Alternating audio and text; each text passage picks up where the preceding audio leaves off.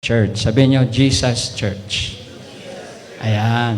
Jesus Church. So, bakit ba tayo ay nasa church? O baka naman yung iba kasi, napunta sa church dahil inimbita lang, tapos nagustuhan yung service, tapos, yun lang ang dahilan kaya nag-a-attend ng church. Kasi gusto lang, feel lang niya yung mag-church. Baka meron po hanggang ngayon pa rin ang pakiramdam nyo sa pag-attend ng church. No? So, sa umagang ito, ating tatalakayin, pag-aaralan, ano ang reason o ano ba ang church na itinatag ng ating Panginoon o yung tinatawag nating Jesus Church. Sabihin nyo nga, Jesus Church. Ayan. Jesus Church. Ang Jesus Church, yan po ang itinatag ng Panginoon mula sa Bible na kanya pong iglesia o church. Ayan. Babasahin po natin yung Matthew chapter 16, verse 18 bilang ating pong Bible text ngayon. So muli, hilingin ko kayo tumayo bilang paggalang po sa salita ng Panginoon. Ayan. Sabay-sabay nga po natin basahin ang Matthew 16, verse 18. And I say unto you, Thou art Peter, and upon this rock I will build my church, and the gates of hell shall not prevail against it. Ayan. Pagpalain po ng Diyos ang kanyang salita. Makakaupo na po ang bawat isa. Ayan po. Sabi ni Jesus, kay Pedro po yan, no? Ang context po niyan ay yung nagtanong ang Panginoong Yesus sa mga alagad. Sabi niya, sino sa palagay nyo ang pagkakakilala ng mga tao sa akin? O ano ang sinasabi nila tungkol sa akin? Sino daw si Jesus? At yung mga alagad sumagot, sabi nila, meron daw pong nagsasabi, Panginoon, ikaw si Elias, Propeta Elias. Merong iba nagsasabi, ikaw ay si Propeta ganito, ganyan, no? So, tinanong ngayon ni Jesus si Pedro. Ikaw, Pedro, sabi niya, no? Sabi ni Pedro, ay kay Pedro, sino sa tingin mo ako? O ano ang pagkilala mo sa akin? Dito sa Matthew 16, verse 16, sumagot si Simon Pedro. Sabi po niya, kayo po ang Kristo, ang anak ng Diyos na buhay. At sinabi sa kanya ni Jesus, mapalad ka, Simon, na anak ni Jonas, sapagkat ang katotohanan ito ay inihayag sa iyo, hindi inihayag sa iyo ninuman, kundi ng aking Ama sa langit. Ayan. At sinasabi ko sa iyo, yan na nga yung verse natin po kasunod, ikaw ay Pedro, at sa ibabaw ng batong ito ay itatayo ko ang aking iglesia, at ang pintuan ng daigdig ng mga patay ay hindi magtatagumpay laban sa kanya. Ibibigay ko sa iyo ang susi ng kaharian ng langit, ang ipagbawal mo sa lupa ay ipagbabawal sa langit, at ang ipapahintulot mo sa lupa ay ipapahintulot din sa langit. At mahigpit niyang iniutos sa kanyang mga alagad na huwag sabihin kanino man na siya nga ang Kristo. So ito po yung context ng ating binasa kung bakit sinabi ng Panginoon. Itong verse na ito kay Peter, no?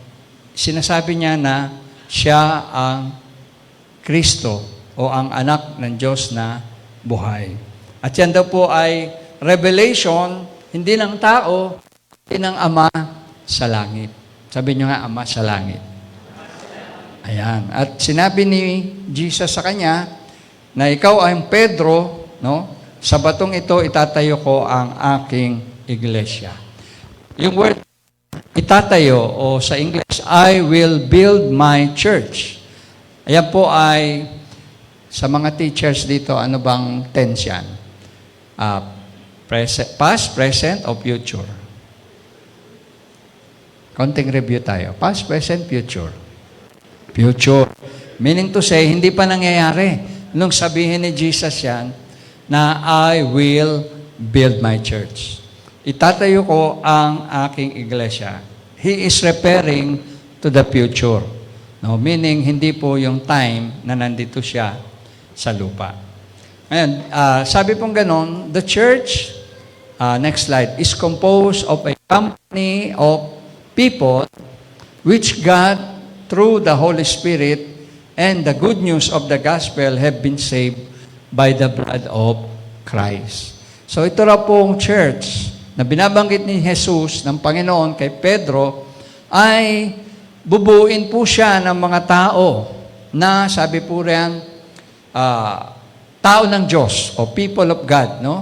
Na sa pamamagitan ng banal na Espiritu at ng mabuting balita ay naligtas sa pamamagitan ng dugo ni Kristo. Ayan, yun po yung pagkakabayubay niya sa krus.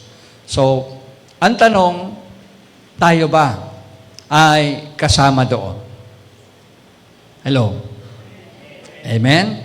Tayo po ay kasama doon. Pero ang tanong, when and how did the church come into being? Parang balikan natin yung history, no? Kailan ba nagsimula ang church? At papaano ito nagsimula? Meron daw po iba nagsasabi na, o nagtuturo actually, na nagsimula daw ang church kay Adan, o kaya kay Abraham. O kaya sa mga anak ng Israel na tinatawag nila daw na Old Testament Church. Merong ibang ganoong katuroan ng araw. Yung iba naman, merong nagtuturo na ang church daw nagsimula sa panahon ni Juan Bautista o John the Baptist. Naalala niyo po si John the Baptist? Siya yung nag-baptize kay Jesus, no? At yung iba naman sinasabi, nung time ni Jesus na nandito siya sa lupa, yun ang time na nagsimula ang church. Pero, ang totoo po, ang salita ng Diyos ang nagtuturo sa atin, actually, hindi pa po nagsimula lahat yan doon sa mga binanggit natin. Nagsimula po ang church, ayon sa turo ng salita ng Panginoon, noong pong araw ng Pentecostes. Sabi nyo, araw ng Pentecostes. O kaya Day of Pentecost, no? The Day of Pentecost. Ano po yun? Kailan po ba yun? Yun po yung mababasa natin sa Aklat ng Gawa, na kung saan si Jesus po ay muling nabuhay, si Jesus po ay umakyat na sa langit, at ang pangako niya ay ipapadala niya ang banal na Espiritu, Holy Spirit. At yun po yung time ng mga alagad ay nasa upper room, no? At ipinadala ni Jesus ang Holy Spirit sa mga alagad. At bumaba ang Holy Spirit, nabaptize po ang mga alagad, at sabi po ng Bible, 120 disciples were baptized.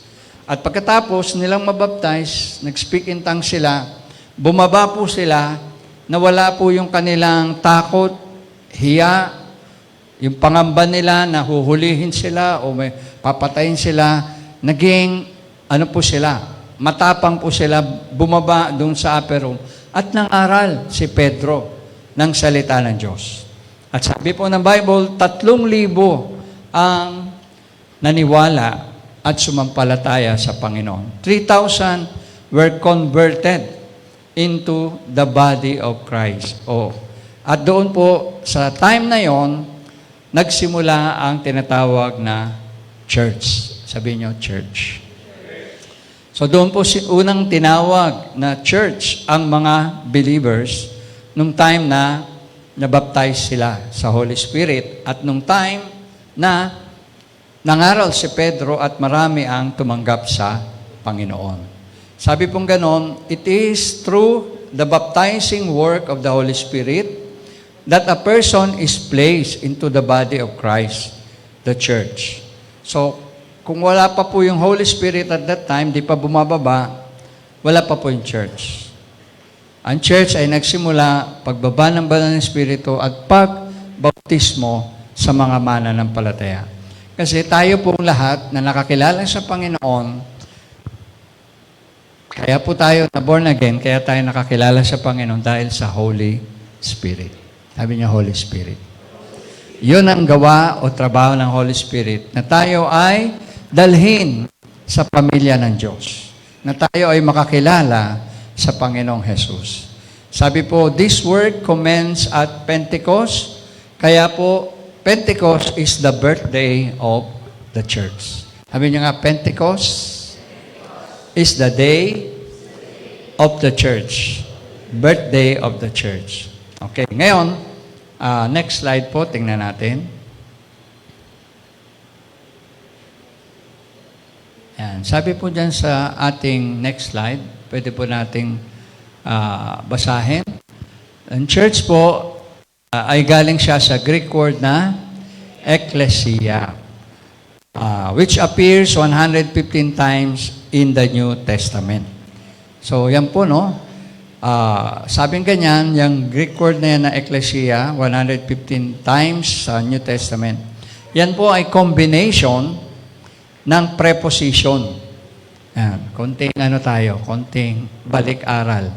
Siya ay kombinasyon ng preposition na ek, na ang ibig sabihin ay out of, no? And the verb, kaleo, na ang ibig sabihin naman ng kaleo ay tukol, tawagin.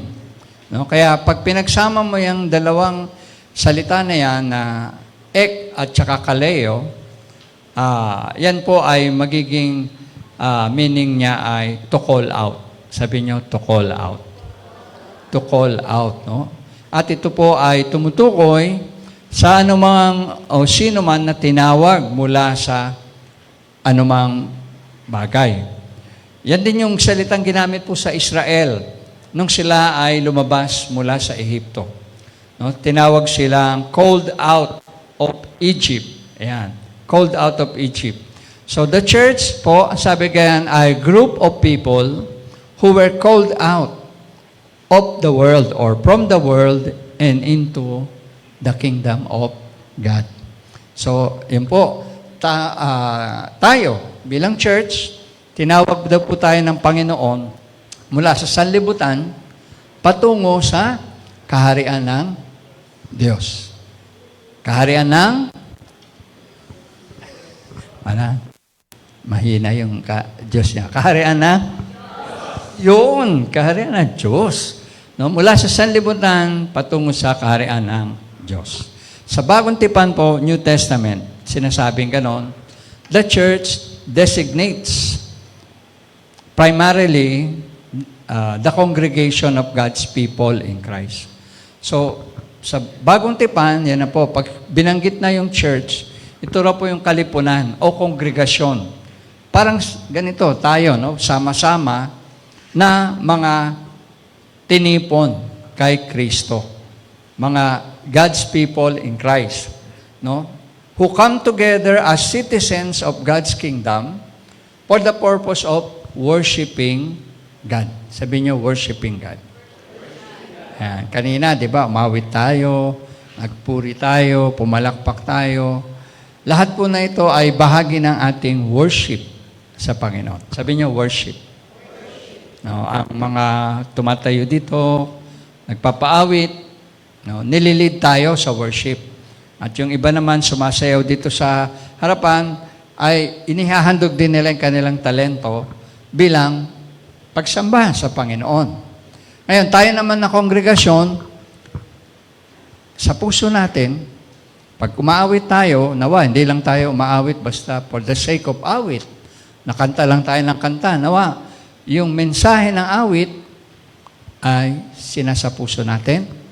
At the same time, in-express natin yung ating pasasalamat sa Diyos, yung ating appreciation sa Diyos, in-express natin through songs, through worship, yung ating pagpupuri sa ating Panginoon. No? Yun yung purpose kaya tayo may praise and worship. Amen po ba? Yun ang purpose kaya tayo maawit. Kaya nga, dapat sa pag-worship natin, malaya kayo. Kung nafe-feel nyo talagang gusto nyo i-worship siya, minsan tataas yung kamay nyo, minsan pipikit kayo, minsan iiyak kayo. No? Yun ang purpose kaya tayo sama-sama tinipon ng Panginoon to worship Him. In fact, sabi ng Bible, we were created. God created man to have fellowship and to worship Him, para sambahin siya. Kaya tayo lahat, narito, para sambahin ang Panginoon. No? Ngayon, the word church po, ang salitang church, sabi natin, can refer to a local church or the universal church. Sabihin nyo, local church or universal church. Ayan, dalawa ang kategorya ng church. Yung tinatawag ko nating local church at saka universal church. Ayan po. Sinasabi po na the local church is found in a particular location and it is a miniature of the universal church of God. So, ang local church ay mas maliit na simbahan o bahay-sambahan kaysa sa universal church. Ang sabi pong ganon, each local church is a complete church. Bagamat maliit lang ang local church, pero ito ay kompletong church. And most importantly, Christ is present, sabi diyan, in universal and in local church. Kapag sinabi naman natin kasing universal, yan lahat yung kabuuan ng lahat ng mananampalataya. Kasi sabing ganon, the universal church, it comprises of all believers on earth. Sabi nga natin, all believers on earth. So pag sabi universal, lahat-lahat na po yan. Buong mundo na yan, buong universe na yan. Lahat ng mananampalataya. Each is brought into fellowship through the new birth in Jesus Christ. Yan. At sabi, the universal church is the total body of Christ and it includes all living and departed believers. So doon sa universal church, kasama lahat. Buhay at saka yung mga namatay na. Andiyan ba kayo? Ngayon, doon sa local church, mga buhay lang ang mga kasama doon. Yung mga nasa maliliit na church, kagaya sa atin, we are considered as a local church. Sabihin mo sa iyong katabi, local church tayo.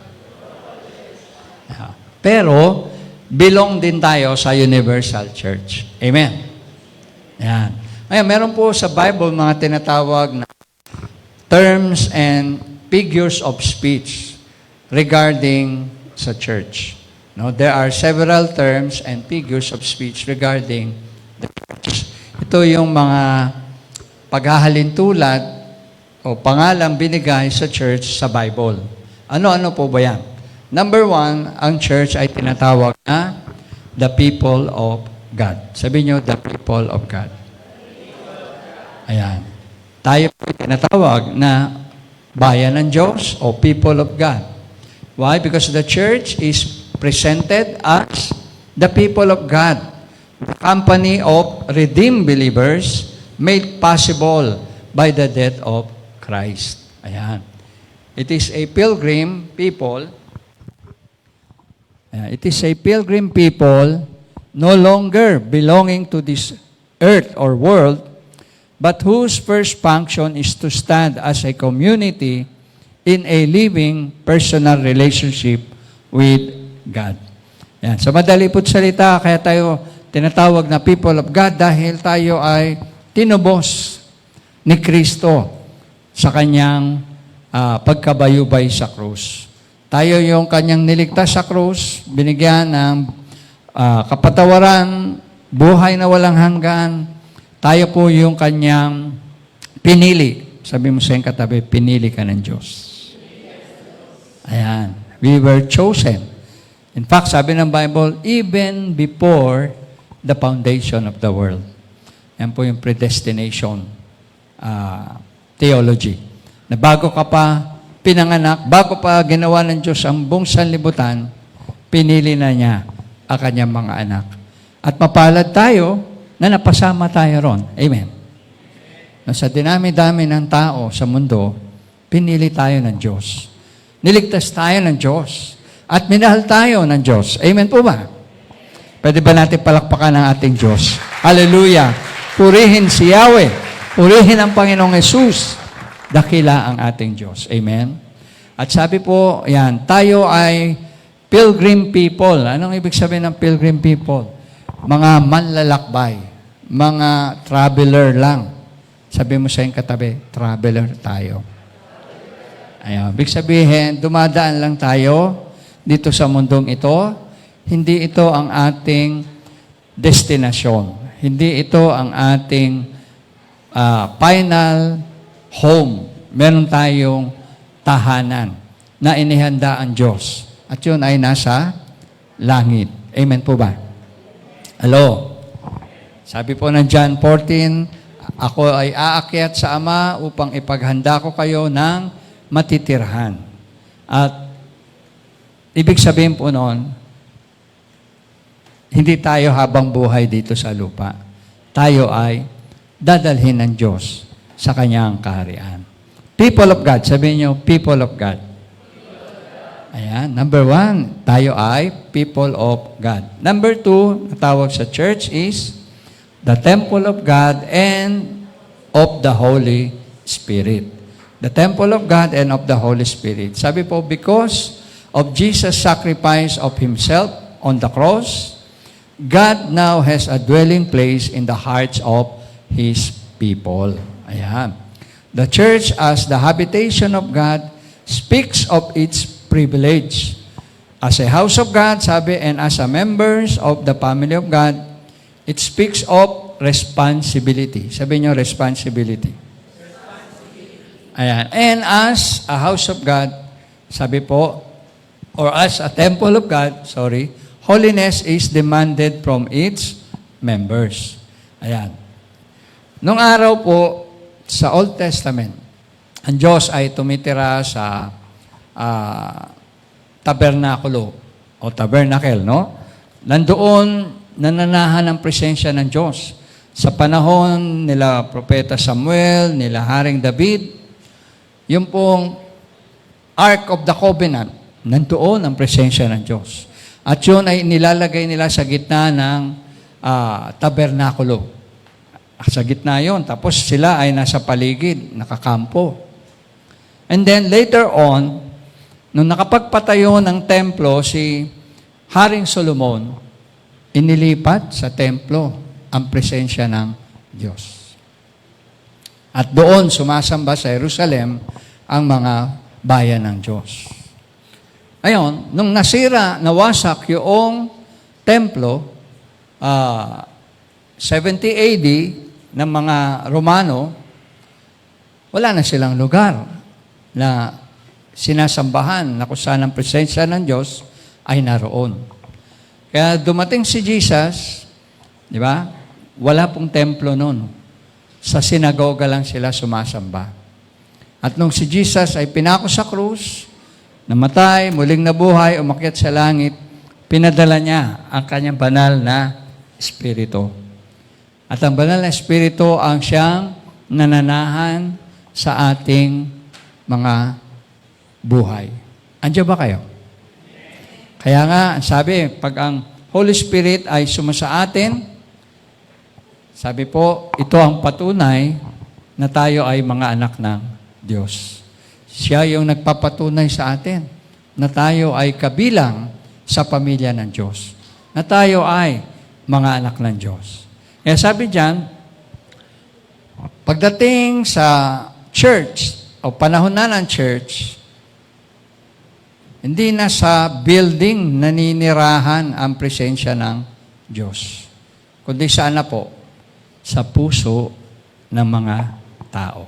Kaya sabi mo sa iyong katabi, nasa puso mo ang presensya ng ating Diyos. Ayan. Why? Tinatawag po kasi tayo ng Bible na templo ng banal na Espiritu. Kaya iingatan natin ang ating katawan. Kaya sabi po dyan, meron tayong responsibility as temple of God and temple of the Holy Spirit. Ayan. Anong responsibility po natin? Na ating ingatan at panatilihim malinis ang ating katawan. Physically and spiritually. Amen po ba? Hello? Muli sabi mo sa katabi, ikaw ang templo ng banal na Espiritu. Ayan. Sa pangatlo po na term o tawag sa church Ito po ay tinatawag na the body of Christ. Sabi niyo, the body of Christ. Ayan. Sabi po, there is one body in God's sight. Isa lang ang katawan sa mata ng Diyos. Each believer is united to this body by the baptism of the Holy Spirit. Ayan. And is joined into the one head. Tayo ay nabaptize sa Holy Spirit. Tayo ay sinama sa katawan ni Kristo. At ang ulo ng katawan ni Kristo ay walang iba kundi si Jesus Christ. Jesus is the head, no? It is God alone who sets each member in the body as it pleases Him. Ang Diyos mismo po, God alone, ang siyang nagpapasok sa atin sa membership ng katawan ni Kristo. Sabi po, the purpose of the body, sabihin po natin, the purpose of the body, ayan, nandiyan po nakasulat. Basahin natin sabay-sabay. Ano? The purpose of the body is, di ba basa? is to carry out on earth the will of the Father, or the will of the head in heaven, Jesus Christ. And as Christians, therefore, we are God's hands to do His will on earth, His feet to carry the good news, and His mouth to proclaim His gospel. Ayan. So yun pala ang purpose. Kaya tayo nasa loob ng church bilang body of Christ. No? As Christians, tayo po ang kamay ng Diyos, nagagawa ng Kanyang kalooban dito sa lupa. Tayo ang Kanyang paa. Sabi niyo paa. Feet to carry the good news. Kaya po, alam niyo, may mga missionary, may mga preachers, pumupunta sa ibang lugar, they are the carrier of the good news. And also, tayo ang bibig na mga labi na magsasabi ng mabuting balita ng Panginoong Hesukristo. At knowing that, ginamit tayo ng Diyos. Alam nyo, napakamapalad natin eh. Why? Kasi tayo ang pinili ng Diyos. Kaya sabi mo sa katabi, mapalad ka. Why? Kasi pwede pong gamitin ng Diyos ang mga anghel. Alam nyo ba? Isang utos lang ng Diyos sa mga anghel na sabihin sa mga anghel, i-preach nyo ang gospel. Patanggapin nyo yung mga tao. Aba makapangyarihan ng mga anghel. Kayang-kaya nilang gawin yon. Kayang-kaya nilang patanggapin ang tao. Lahat ng tao, kahit hindi ayaw kay Jesus, kaya nilang patanggapin yon kasi may power sila. Pero, sinong pinili ng Diyos? Tagapagdala ng Kanyang kaligtasan. Sabi mo, ikaw at ako. Tayo ang pinili ng Diyos, di ba? So, mapalad tayo. Why? Sabi ganon, we should be humble in the sight of God because God has chosen us to be His instruments and servants of His blessing. No, mapalad tayo, pinili tayo ng Diyos kahit minsan hindi tayo karapat-dapat. Amen. We are not worthy, but God still chose us. Pinili pa rin tayo ng Diyos dahil mahal tayo ng Diyos. Amen po ba? Next, sabi po, ang tawag sa church ay the bride of Christ. Sabi niyo, the bride of Christ. Ayan. Believers are espoused to Christ as a chaste virgin to one husband. But the wedding is yet future. Ayan. Following the return of Jesus Christ, Christ's greater love or great love for His bride is seen in that He gave His life for her, and that He daily nourishes and cherishes her, and that someday He will present her unto Himself without spot or wrinkle. As a response to His love, the bride is to show faithfulness and obedience to her bridegroom. Ayan. Sino po mga may asawa dyan? Taas sa kamay. Amen. Inihambing ang church sa babaeng mapapangasawa ni Kristo. Hindi po asawa, kundi mapapangasawa. Meaning ito ay future, mangyayari sa hinaharap. Na ang church ay ipipresenta tayo as a bride na ikakasal kay Jesus someday. Pagbalik ni Jesus, meron tinatawag po sa Bible na marriage supper of the Lamb. At ito po yung kasal na gagawin sa mga anak ng Diyos kay Jesus. Na kung naalala nyo, nagbabasa kayo ng Bible, meron parable of the 10 virgins. Di ba? Doon sa parable of the 10 virgins, ang 5 wise, ang 5 foolish. Pero ano po ang kwento ron? Silang 10 mga dalaga ay naghihintay ng doon sa lalaking magpapakasal sa kanila. Yung 5, handa, may daladalang mga langis o gaas, kumbaga, para yung ilawan nila ay hindi mamamatay. Yung 5, hindi handa. Kapos yung kanilang gaas. Kaya sa paghintay nila, yung 5 nawalan ng ilaw, liwanag, at sila ay umalis, naghanap ng gaas o ng langis. Nung time na wala sila, dumating yung bridegroom. At yung 5 merong dala-dala na langis, sila po yung nakapasok at ikinasal. Ano po ang doon? Merong kasalan mangyayari someday in heaven. Andiyan ba kayo? Sino po ang mga excited pag umaattend ng kasal? Ito, meron tayong pamilya excited.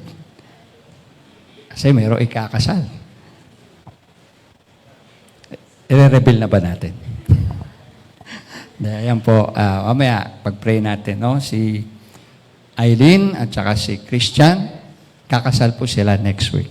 Ayan. Kaya, congratulate natin sila at ating batiin at pag-pray, no? Alam niyo, pag may kinakasal, masaya ang pamilya. Masaya ang mga kinakasal. Amen? Parang wala na. Pag may kasalan, masaya. Amen? Oo, ganun din po sa atin. Pag humarap tayo sa Panginoon, masaya. Siya po yung bridegroom natin, tayo ang babaeng ikakasal. The church is the bride of Christ. Ayan. So next, sabi po, tinatawag din ng church na the flock of God. Sabi niyo, the flock of God. Ayan, the flock of God. Kawan ng Diyos, no? Christ is the good shepherd, the great shepherd, and the chief shepherd. No, tatlo po yan. Good shepherd, great shepherd, and chief shepherd. This image po underlines the utter dependence of the church to its head and to the Lord's compassion, love, guide, and protection for His people. Bilanggit po ang pagiging mabuting pastol ng Panginoon sa Psalms 23, the Lord is my shepherd. No, alam niyo po yan. Na kung saan tayo ay inaalagaan ng Panginoon, pinapakain ng Panginoon, pinapainom ng Panginoon, iniingatan ng Panginoon. Doon sa John 10:10, binanggit din po na siya ang good shepherd, na kung saan kanya pong inaalagaan ng mga tupa. No? Pag mayroong mga asong gubat, mayroong mga leon, mayroong mga bear, pinagtatanggol ng good shepherd ang kawan, ang flock. So, sino po yung flock? Tayo. The church is the flock of God. Kaya po, nararanasan natin bilang flock of God ang love ng Diyos, ang guidance ng Diyos, binibigay niya ang protection niya sa atin, ang kanyang provision, lagi. Hindi niya tayo iniiwan at hindi rin niya tayo pinababayaan. Amen po ba? God is good and all the time, palakpakan po natin ang ating good shepherd. Hallelujah! Good shepherd. We are the flock of God. Next, sabi po, ang Bible inihambing sa the lampstand. Lampstand. Sabi niyo, lampstand. Yan. In Revelations po, chapter 1 hanggang chapter 3, ay binanggit po roon ang mga local churches. No?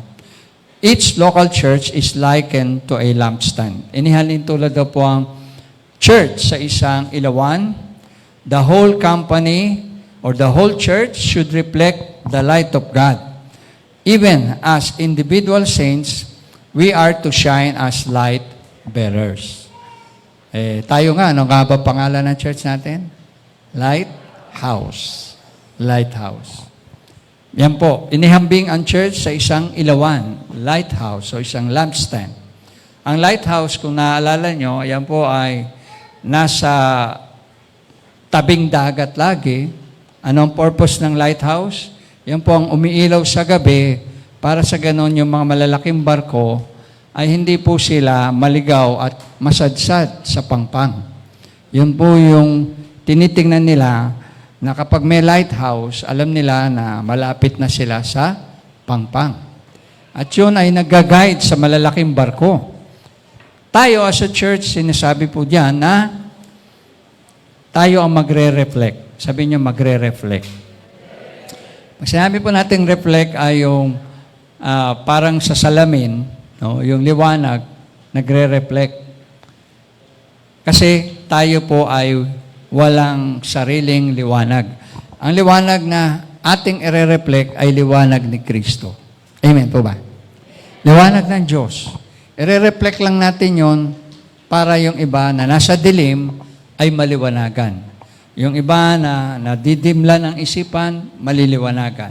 Yung iba na walang pag-asa, mabibigyan ng pag-asa. Yung iba na lugmok, lupaypay, yung iba na bagsak sa problema, sa sakit, sa anumang kahirapan, kakaroon sila ng pag-asa. Dahil ang Diyos ang ating pag-asa. Amen. Ang Diyos ang ating liwanag. Ang Diyos ang ating tagapagligtas. We are to be a light bearer. Sabi niyo, light bearer. Ayan. Bilang mga Kristiyano, bilang mga anak ng Diyos, tayo po ay munting ilawan ni Kristo. Kaya sabi niya, we are compared to a lampstand. No? Ilawan. Ayan. Next po, number 7 is, the church is God's vineyard. Sabi niyo, God's vineyard. Ayan. No, ito raw pong image na ito speaks of God's care of the church. The church's total dependence on its Lord and His concern for its purity and fruitfulness in the world. And as Christians, sabi po, we are to abide in Christ as branches to the vine so that we may bear fruit. No? Tayo rin po ay ubasan ng Diyos, God's vineyard.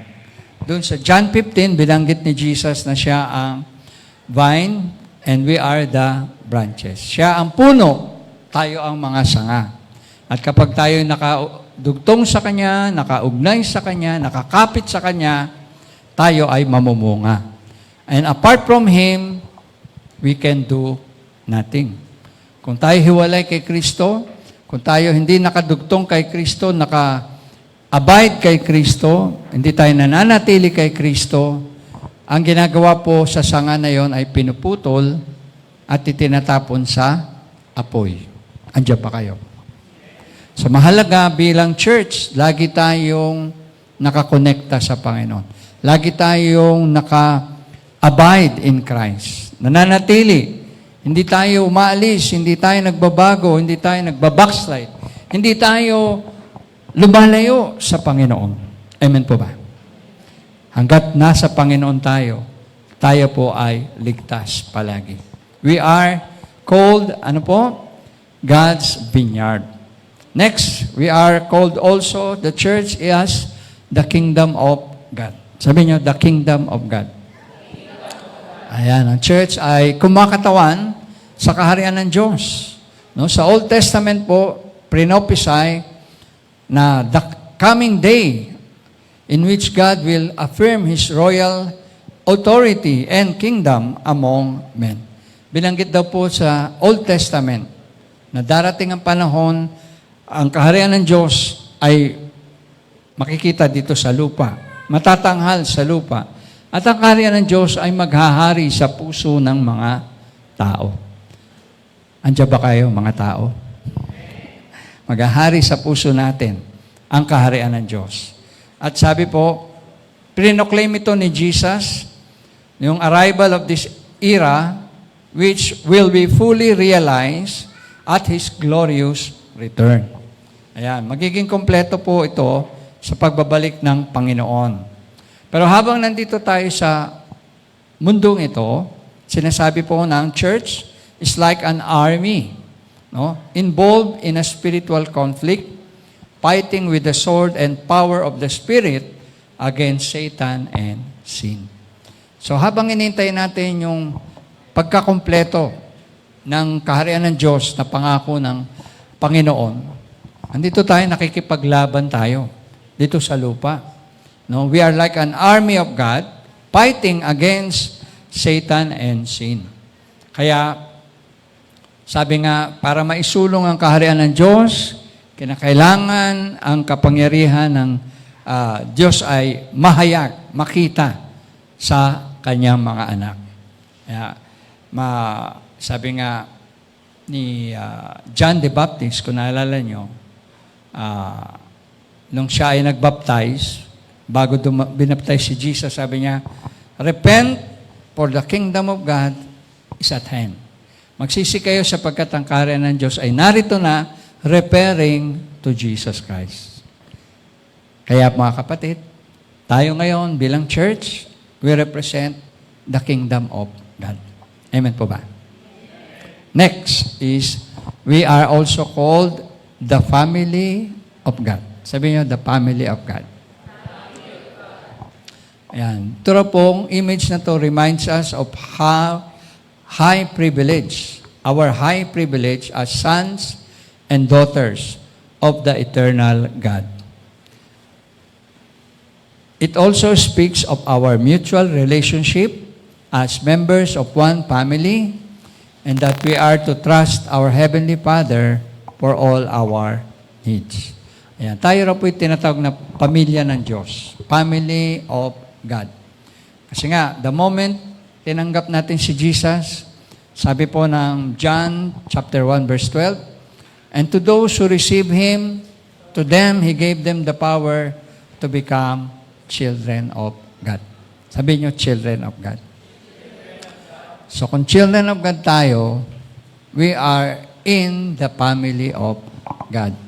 At kapag tayo in the family of God, we are brothers and sisters in Christ. Amen po ba? Magkakapatid po tayo sa Panginoon. Brother and sister nga tawagan natin. Di ba? Tapos po, ang ating Heavenly Father, siya ang Ama natin sa langit. Siya ang Ama natin na nagpo-provide ng lahat na ating pangangailangan. Kaya we are one family of God. Sabi mo sa iyong katabi, pamilya po tayo. Ayan. Di man tayo magkakadugo, pero tayo ay magkakapatid sa Panginoon. Amen. We are a family of God. Last na tawag sa atin is the people with a future hope. Sabi nga natin, the people with a future hope. Ayan. Ano po yung pag-asa natin sa inaharap? This hope centers in the return of Christ for His people. We believe in the personal and imminent coming of our Lord Jesus Christ. Babalik si Jesus isang araw, kung paano siya umakyat sa langit, bababa po siya rito, at ito'y tinatawag po natin na blessed hope. Sabi niyo, blessed hope. Ayan. Blessed hope has a vital bearing on the personal life and service of the believer. Ayan. The hope that our Savior will soon return to take us out of the world to ever be with the Lord is the blessed hope of all the redeemed. No, yung masabi na tayo ay kukunin na ng Panginoon at kakasamahin na niya tayo habang buhay, habang forever and ever. Sabi, yan po yung blessed hope natin. Bakit? Pag tayo po'y kinuha na ng Panginoon, wala na tayong mararanasang problema. Andiyan ba kayo? Wala na tayong mararanasang hirap. Wala na tayong mararanasang lungkot. Wala na tayong mararanasang sakit sa katawan o sa spiritual. Marami ang mawawala sa mundong ito na ngayon atin pong kinakaharap pa. No? Kaya meron tayong blessed hope sa Panginoon. Amen. Andiyan pa kayo? Inaasam nyo ba yon? Na darating ang Panginoon at kakasamahin tayo. Amen. Yan ang blessed hope natin as a church. Kaya tayo nagpapatuloy, naglilingkod, sumasamba sa Panginoon dahil isang araw nangako siya na siya'y babalik at tayo ay kanyang kukunin. Amen po ba? At yun ang dahilan. Kaya we as a church, nagpapatuloy tayo. We are serving the Lord faithfully. No? Sabi po ay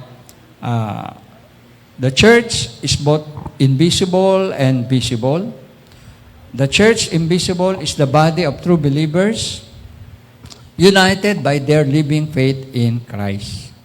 Invisible church naman po consists of local congregations containing faithful overcomers, andiyan ba yun? As well as those professed Christians who are false, fallen, spiritually dead, and lukewarm Christians. So, alam niyo, sa local church, ito raw po ang mga napapaloob sa local church.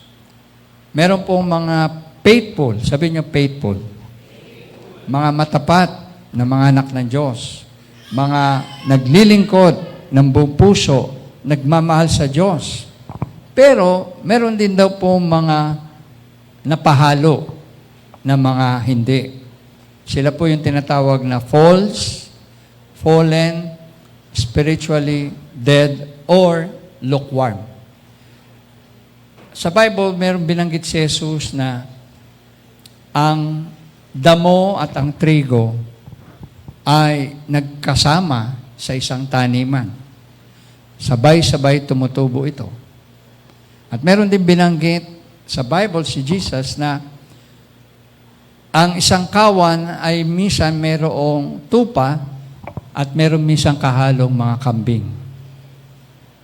So pagka inisip niyo po yon at pinag-aralan natin, makita natin sa church na hindi lahat na 100% na nasa church ay faithful, loving God. May mga napapahalo po sa church na iba. Sabi ko nga nung una, nayaya lang. Pumupunta lang kasi gusto. Parang masaya lang kasi nag-e-enjoy. Pero wala talagang totoong relasyon sa Panginoon. Yun ang mahirap, kapatid. Yung bang nandito ka na, nandito na yung tao, tapos hindi pala naintindihan kung bakit siya nandito. Parang feeling lang kasi, andito yung crush ko. Andito yung nililigawan ko. Ayan. Kaya, mag-church ako. At pag yan lang po ang dahilan natin, mga kapatid, may iwan tayo. Hello? Andiyan pa kayo? Andito ako sa church kasi sinama ako ng tatay at nanay ko. Ayan. So, ang akin pong appeal sa bawat isa, check natin ang ating sarili. Bakit tayo ma-attend ng church? Ito ba ay dahil niligtas tayo ng Panginoon at gusto nating sumunod sa Panginoon? O baka naman nayayaya lang tayo, nakikisama lang tayo, nakikiuso lang tayo? Hindi po yon ang tamang dahilan. Na kailangan, sabi ko nga, ang Diyos walang apo. Andiyan ba kayo? Kasi, alimbawa, ikaw ay apo. Binanggit ko na ito minsan, no? Yung apo ko. Hindi siya pwedeng maligtas dahil ang lolo niya ay pastor. Kailangan maligtas siya. Para siya maligtas, tatanggapin niya si Jesus bilang Lord and Savior. Mangyari, magiging anak siya ng Diyos. pero hindi siya apo ng Diyos. Amen. Ganon din sa pamamahal natin sa buhay. Kung may mga pamilya tayong dala-dala, kailangan tanggapin ng bawat isa si Jesus as Lord and Savior. Amen po ba?